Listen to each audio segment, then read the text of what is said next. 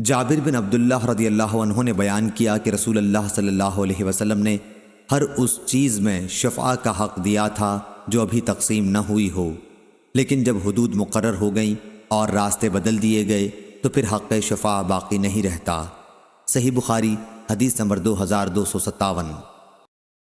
ابراہیم بن میسرہ نے خبر دی، انہیں عمرو بن شرید نے کہا کہ میں نے سعد بن ابی وقاص رضی اللہ عنہ کے پاس کھڑا تھا کہ مسعود بن مخرمہ رضی اللہ عنہ تشریف لائے اور اپنا ہاتھ میرے شانے پر رکھا۔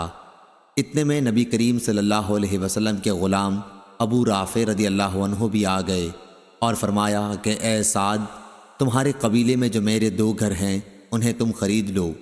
سعد رضی اللہ عنہ بولے کہ بخدا میں تو انہیں نہیں خریدوں گا۔ اس پر مسعود رضی اللہ عنہ نے فرمایا کہ نہیں جی، تمہیں خریدنا ہوگا۔ سعد رضی اللہ عنہ نے فرمایا کہ پھر میں 4000 سے زیادہ نہیں دے سکتا، اور وہ بھی قسط وار۔ ابو رافع رضی اللہ عنہ نے فرمایا کہ مجھے 500 دینار ان کے مل رہے ہیں۔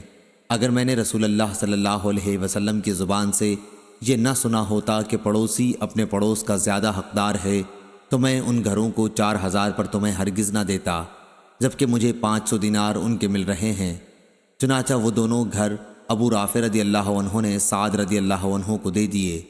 صحیح بخاری حدیث نمبر 2258۔ ابو عمران نے بیان کیا، کہا کہ میں نے طلحہ بن عبداللہ سے سنا اور ان سے عائشہ رضی اللہ عنہا نے بیان کیا کہ میں نے پوچھا یا رسول اللہ صلی اللہ علیہ وسلم، میرے 2 پڑوسی ہیں، میں ان دونوں میں سے کس کے پاس ہدیہ بھیجوں؟ آپ صلی اللہ علیہ وسلم نے فرمایا کہ جس کا دروازہ تجھ سے زیادہ قریب ہو۔